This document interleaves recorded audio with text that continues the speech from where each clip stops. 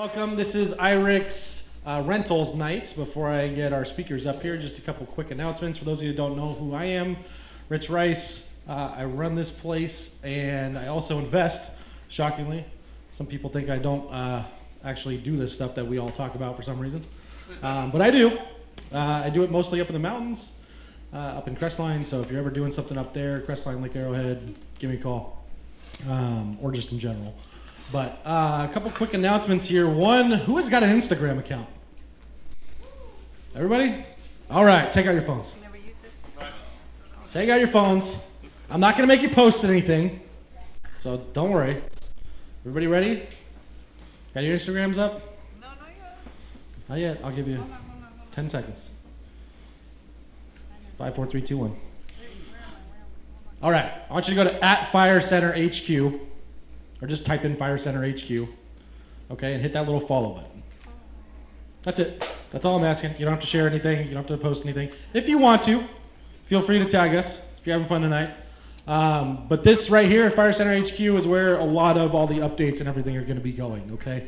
We're kind of centralizing all the social media into that account versus some of the other ones that are out there, okay? So you'll see more and more getting posted here instead of the individual channels, okay? I thought it'd be real nice to like have one for each group, and then I realized running like 6 different Instagram accounts is not exactly fun. So we're gonna centralize it a little bit, okay? Moving forward, we do have our vendors, our sponsors now renamed to vendors. I think Steve's the only one here tonight. Steve, you want to raise your hand, wave to the people? Woo, let's give him a round of applause. Steve's a great guy. He's been around for a long time. If you need anything with lending, either private or banking or like traditional lending, whatever you need, talk to Steve, okay?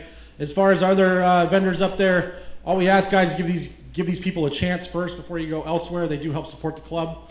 If you need their contact info, just come either find them in the room. Steve's right there again. And if you need solar or escrow services, you can go on the website. Go to vendors, and we got a few more of these guys coming here pretty soon. So, and if you are interested about becoming a vendor, just find me and we'll talk afterwards, okay? Also, who wants to go to Alaska? Yeah. Who's coming to Alaska? All right. All right, we have 50 cabins reserved on this ship, okay? 50 cabins, that's 100 people. I would love to sell all 50 of those cabins.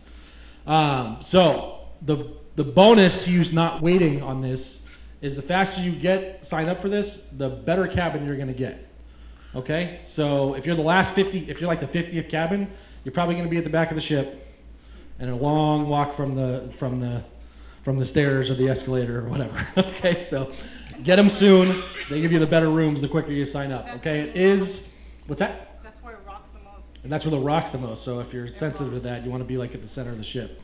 But it is $11.99 per person based on double occupancy, so you got to have like 2 people in a room. And it's only $500 deposit, okay? So you can make that deposit and make payments over the next year until we sail in September. And it's a full, if you think things change or whatever, this is the benefit of going through our travel agency. If things change and you decide in June of next year, something came up, I'm not going to make it, you decide to, somebody's pregnant, whatever, and you have to cancel your trip, you get a full refund, okay? You get a full refund. You don't lose anything. You don't have to buy extra travel insurance or anything like that. You can cancel that reservation all the way up until about 2 months, I believe, before we sail, which is when your final date would be due, okay? So if you want to get on that or get more information about it, just go to firevoyager.com. It'll take you right to the information, and you'll talk to the travel agent that's running all that through it. Yes, you do have to go through our person if you want to go and be a part of the conference and everything like that. If you've never been on one of these real estate cruises, it's not just, it's basically like education thrown in with a lot of fun, a lot of adventure, okay? So on the days we're at sea, we're gonna have speakers like we're having tonight, like we have all the time here on there. I don't have the speaker lineup finalized yet, and I don't want to throw anybody's name out there that I don't know for sure.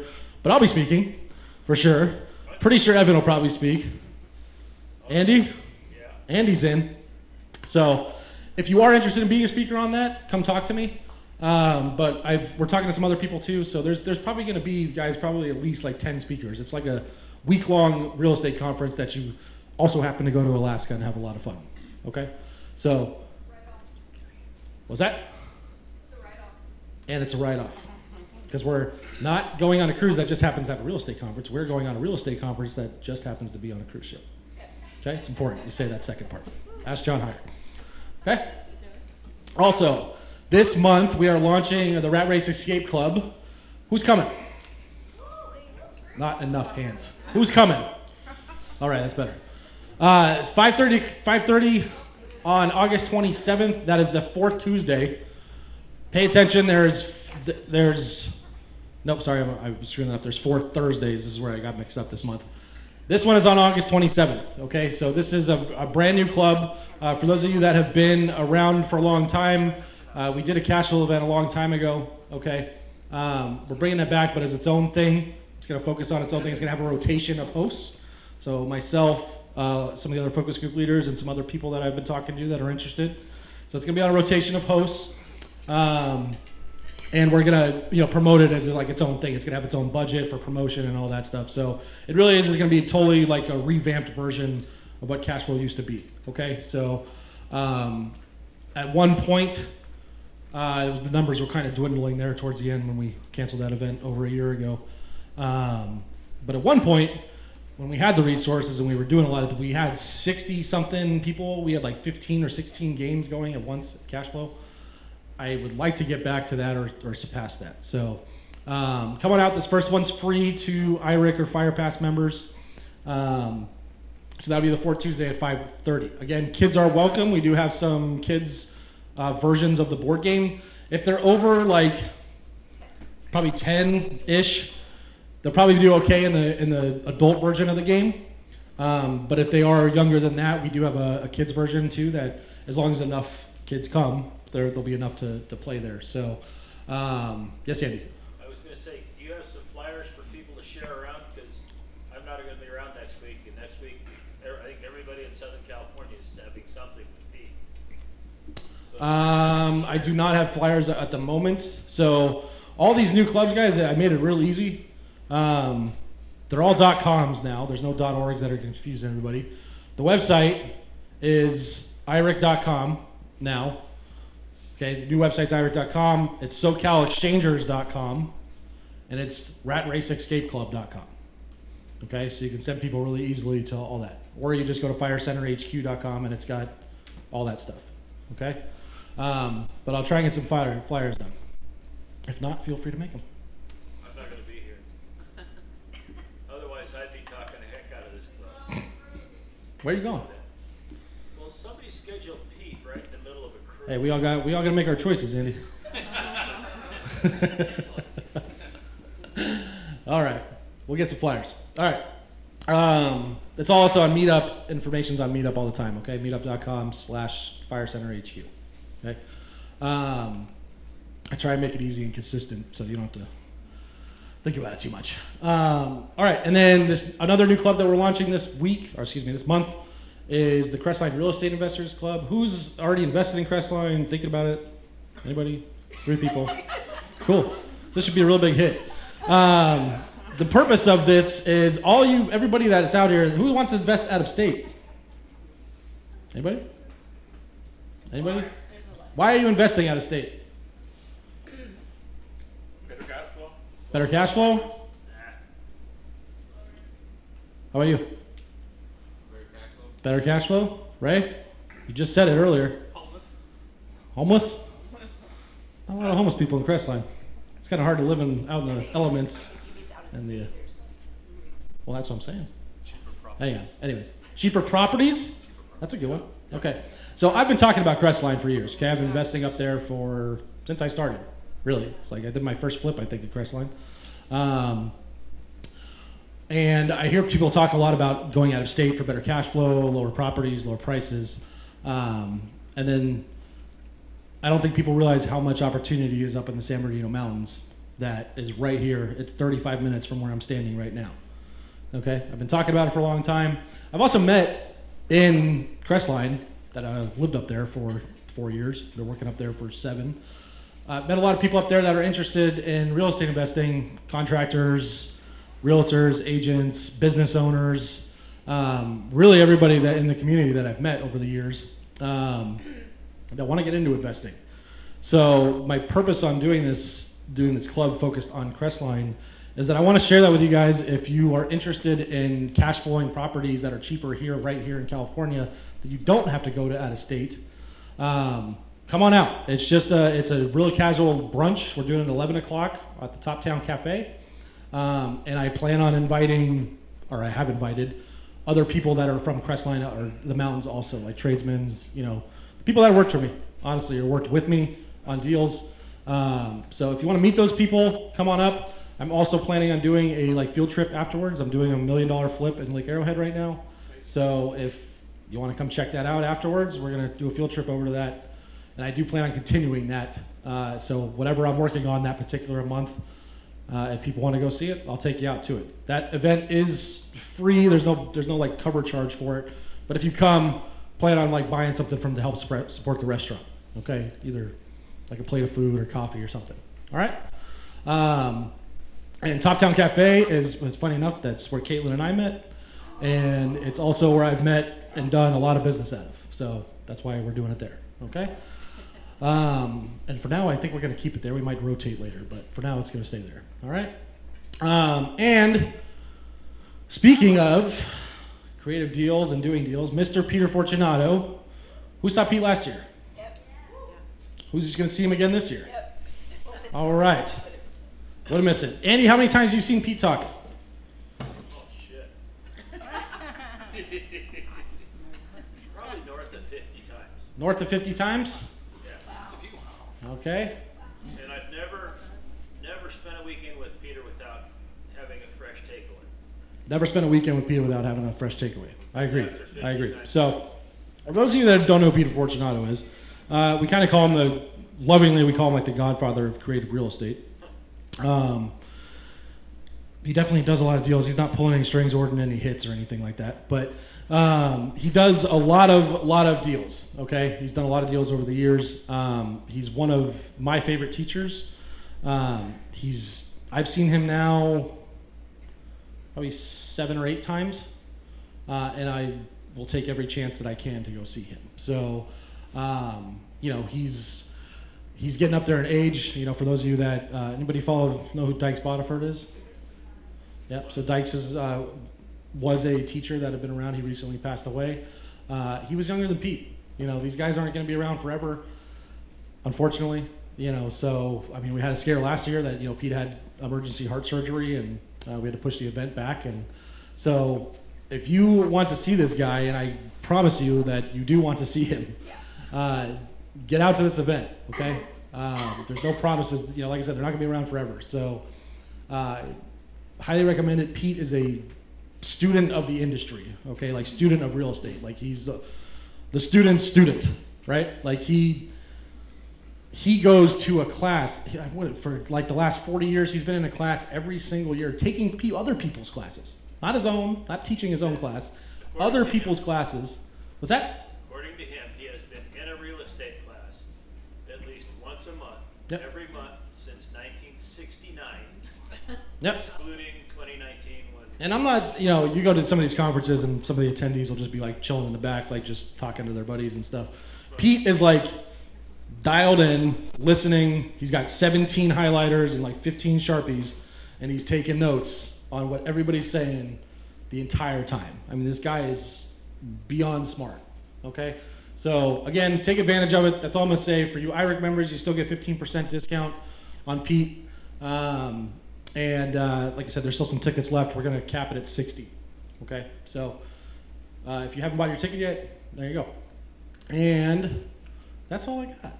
That's all I got. So I'm gonna get Farrah Farrah, you're gonna come up first? I guess I should have asked you. So I will introduce Farrah here. So Farrah has been, she's basically the reason Caitlin and I were able to take off and go on a week or a month-long vacation because she has got her shit together so much that I didn't even have to worry about it when we were leaving. I didn't call her, I think, one time in the 3 weeks that we were here. I figured no news was good news. We came back, place looked just as better as than we left it. So, Farrah, come on up. Give her a round of applause.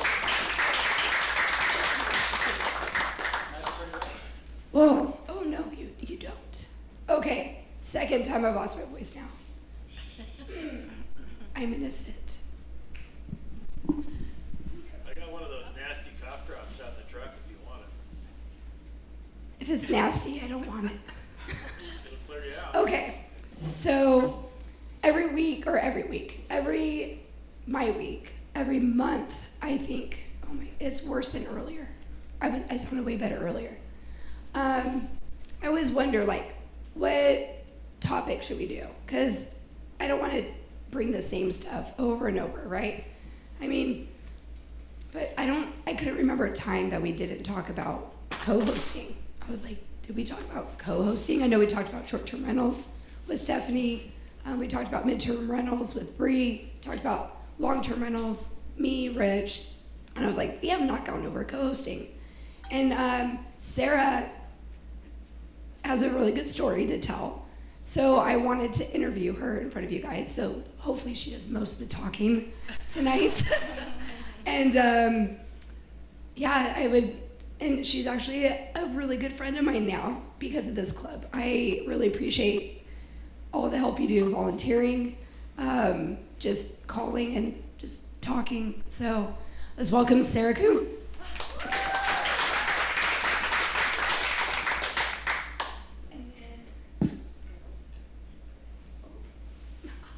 Hello. To put your presentation up.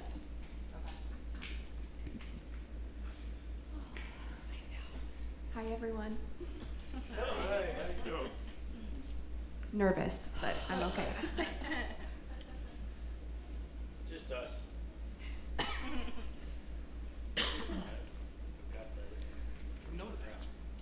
I don't know how I did that. I had it all set up. You ready? You know, he knows it by heart. Yeah, you do. I haven't memorized that one yet. There's too much stuff in my brain right now to memorize. I know the password. Is it? Yeah. So, Sarah, thank you for coming tonight. I really welcome. appreciate it. So, just tell us a little bit about yourself, your background, and then how did you end up investing in real estate? Yeah, so prior to me getting into real estate, I actually just jumped into real estate in the year of 2022. Prior to that, I was actually in the fashion industry. So I was a merchandise planner and a buyer for an action sport retailer and in a department store for 16 years.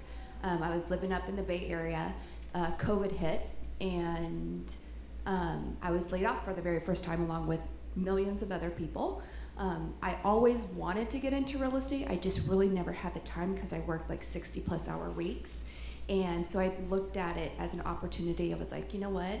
I have an opportunity to maybe transition careers because I kind of lost my passion for that. And I was like, I'm just gonna check it out. So I was on Meetup one night, and there was a free like real estate seminar at like KW. And I was like, I'm gonna go. And then I decided, I was like, you know what, I'm gonna get my real estate license. And so that was my first entry into real estate. So the year of 2020, I studied to get my license, took my test in 2021 because everything was obviously shut down and it took forever. But in the interim, while I was doing all of that, I went into an outside sales job. So I worked for a company called Airmark. I don't know if you guys know who that is. It's like Cintas. So I would walk into businesses and pitch our product. It was like a laundering service. I worked with schools, I worked with medical, I worked with automotive, restaurants, all of that. And at that time, it was a lot of PPE gear because everybody was scrambling.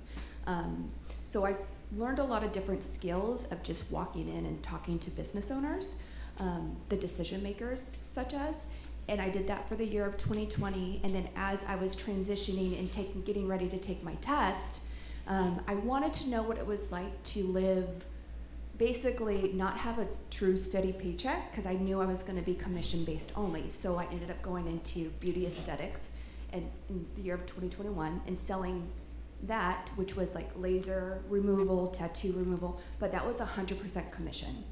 So I was like preparing myself or when I was going to go into full-blown real estate, I knew how to live off an unsteady income, essentially. Yeah. Was that scary? It was scary because I did that up until October of 2021. And I was like, you know what, if I'm gonna do this real estate thing, I'm gonna just jump in the deep end and go for it. So I quit my full-time job, and it took me 6 months to land my first deal, going into real estate in 2022, March of 2022, yeah. And then how did you get into co-hosting from there?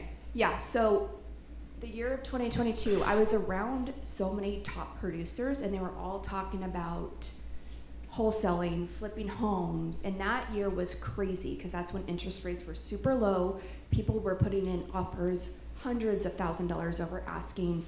People would get 30 people like offering on one property. It was wild, and people would talk about like the different side of real estate, like the whole investor side. So it opened my eyes to a whole new world. And what happened was some of the people in my office were doing Airbnbs, and I'm like, I always knew what an Airbnb was. I just didn't really think about it, you know? And so I was like, oh, what is this? And so I started learning about the arbitrage route. I don't know if you guys know what arbitrage is. It's basically you rent the property from the owner, you pay the monthly rent, but you have to, you basically furnish the whole thing, run the entire Airbnb as it's your own, but you have to make sure it's okay with the owner that you do short-term rentals, right? So there was a lot more risk because you have to fully furnish it. Then things were transitioning in the marketplace because that's when things started turning. And so co-hosting started popping up, and I'm like, what is co-hosting? And I started learning more about it. And it was something that was on my mind probably for a solid year before I actually jumped in.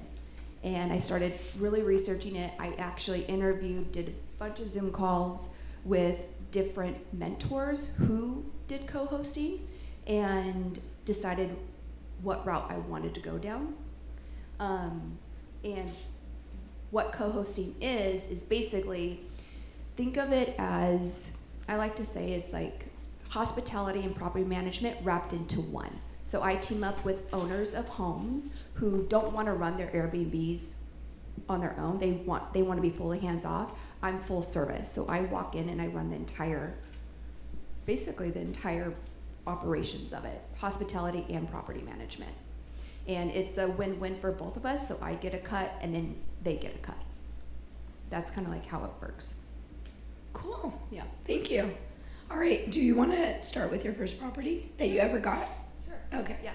So let's go ahead and pull that up. Okay. So There's a this. seat over there if that helps. Okay. Up to you. Perfect. So I co-host for 9 properties.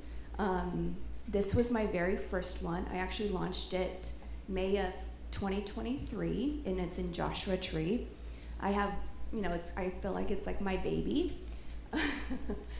So I was able to get this property from, basically he was running it as a Airbnb essentially, but it just wasn't profitable. So I kind of walked in and I connected with the owner. I did something called a pro forma, which you'll see a little bit later, and showed him what I could potentially do with this property. And so far, this property, I have about a 60 to 70% occupancy rate every single month.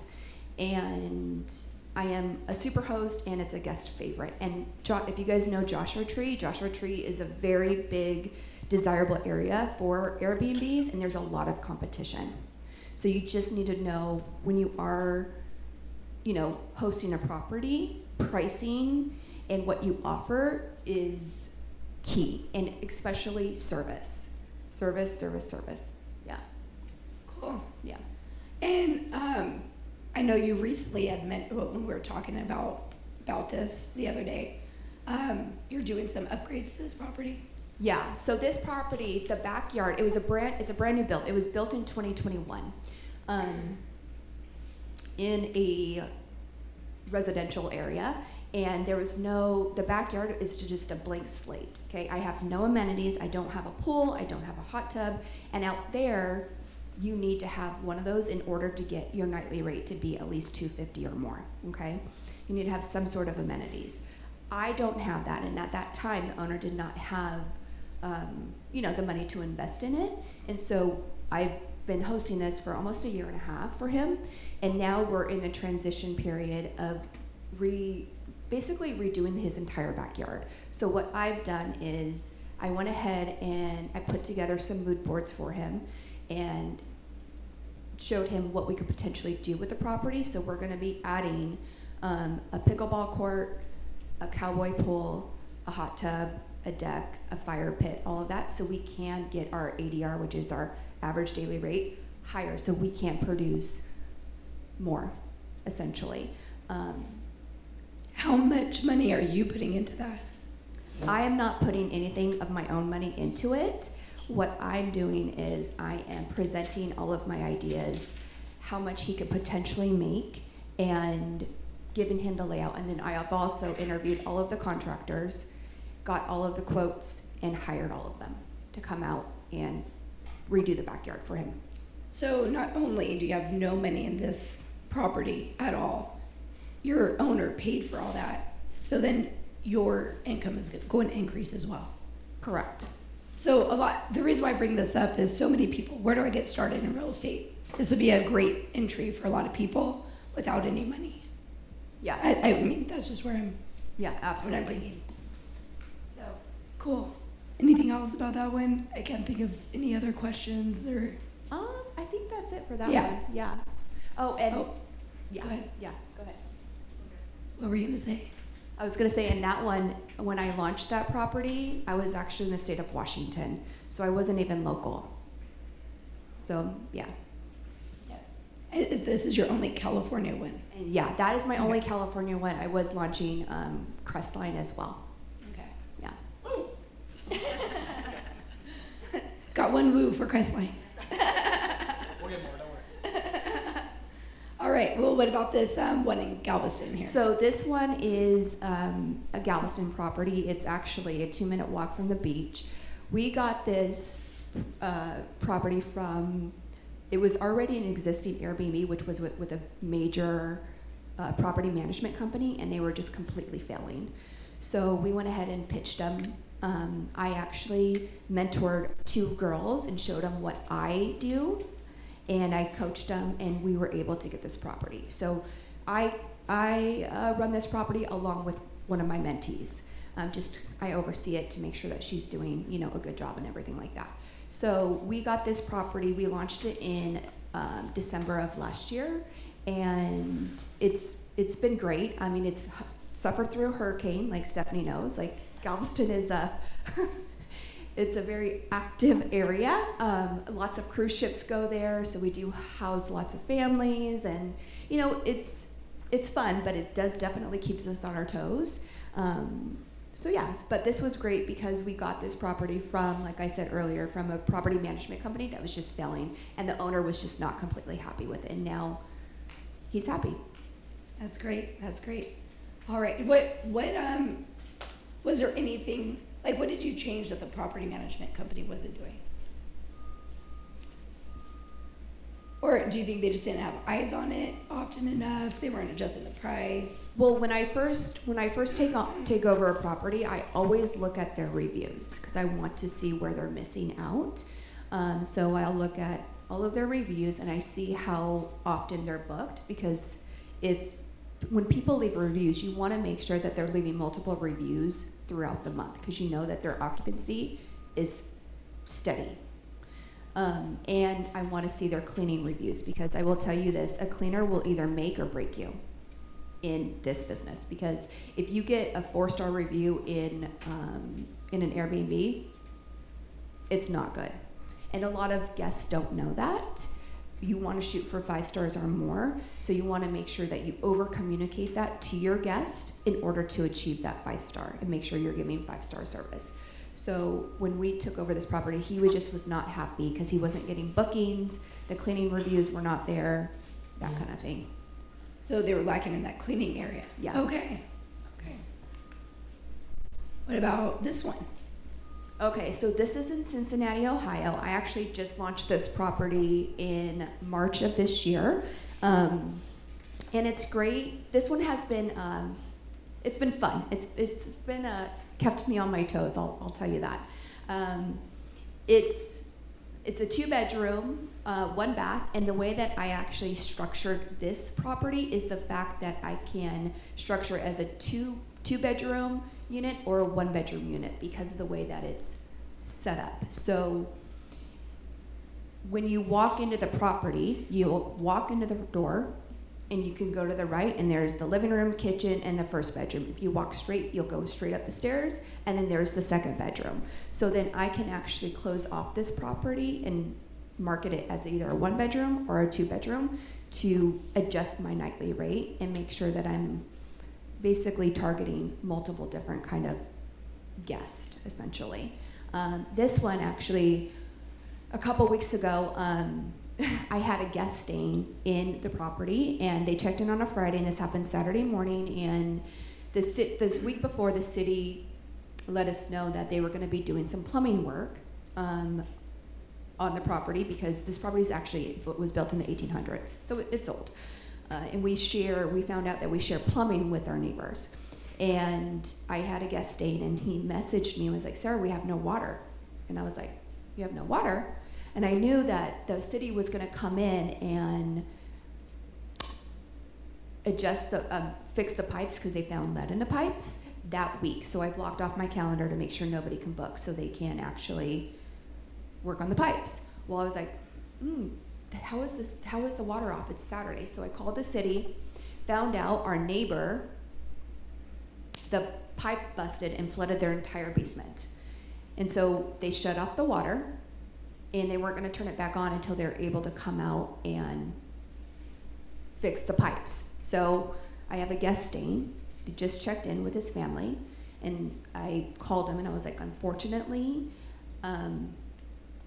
we are going to have to. I'm going to fully refund you, and I'm going to help you find another Airbnb." So that's what I did during that stay. So it kind of sucked for everybody, but at the same time, it was out of my control. So things like that kind of happen when you are hosting an Airbnb. You never know what you're gonna get, or what's gonna happen. I guess that's just real estate in general. Life. Yeah. Yeah. Cool. All right. Okay, so this one is in Columbus. And majority of all the Airbnbs I host for, as you can tell, they are all out of state. So, and I'll get into this a little later, but I have boots on the ground everywhere. So I have a team of cleaners and handyman everywhere. And they are my eyes and ears. So that's how I'm able to launch these properties, essentially virtually. So this one, this has been my favorite. As you can tell, it's kind of somewhat of a party house. And I've had quite a few guests. I launched this in November of last year. And it's kept me on my toes, that's for sure. I've had guests come in and remove my smoke detectors. Yeah. In the middle of the snow, I found them outside because I was like looking at, I have cameras on the outside of the property, and I also have something called a minute device, and it's inside the property, and it tracks crowd, cigarette smoke, and noise. And so it will go off if something is above the level or if they're doing something that they're not supposed to. So I got a notification that a guest was actually having basically a 420 party, and and all of my smoke detectors were outside sitting on the bench in the snow. And so I called her, messaged her, let Airbnb know what was happening, and basically the guest was removed along with all of her guests from the property. I ended up filing a claim with Airbnb and herself for $4,500. Was able to get, with Airbnb, you want to make sure you increase it a little bit because they don't fully pay out. So I wanted to make sure that we were fully covered, and then I was able to get $2,000 back for my owner, even though there was not that many. There wasn't that much damages, but we had to replace the smoke detectors, just cost of extra cleaning, all of that kind of stuff. So, yeah, that was. Did they refund her? Yep. Okay. So that also covered the cost of the stay? Yes. Okay. Well, so the stay is already paid for before a guest comes in. Whenever you book on Airbnb, it's instant. But they refunded her. Refunded the guest? The guest. No. Oh. They did not refund the guest. We did not refund. We actually got an additional $2,000, and the guest actually got kicked off Airbnb and was not allowed to book again. Yeah. I hardly hear those stories.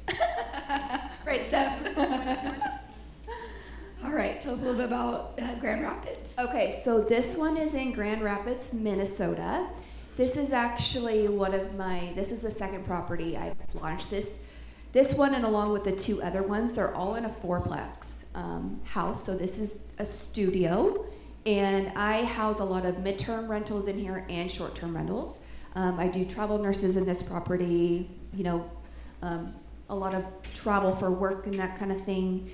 And it's called the Doc House Suites because it was the first doctor's house in Grand Rapids, Minnesota, it's very unique. It's cute. And these three properties together, which you'll see the other two, we, just as an extra hospitality treat, we leave bottles of wine and chocolate for this property. Yep, so this is a one bedroom in the same fourplex. So this is on the top floor. It's called the Clara Belle, which was the doctor's wife. Her name was Clara. And it's a one bedroom, one bath. And it's more travel, couples, that kind of thing for this one. Now this is called the Thomas Grand, and that was actually the Dr. Thomas, who was the first doctor in Grand Rapids. And this is a 3-bedroom, 1-bath property in the fourplex. Yep. So you have 3 out of the 4. Yes. So who's in the 4th one? The owner. Oh, Yeah. wow. So the owner actually lives in the property himself. He just does not want to be involved. And so that's where I come in. That's nice. Yeah. I bet his mortgage is getting paid. Yes. Cool. All right. Okay, so prior to taking on a client or just talking to a client in general, I do something called a pro forma.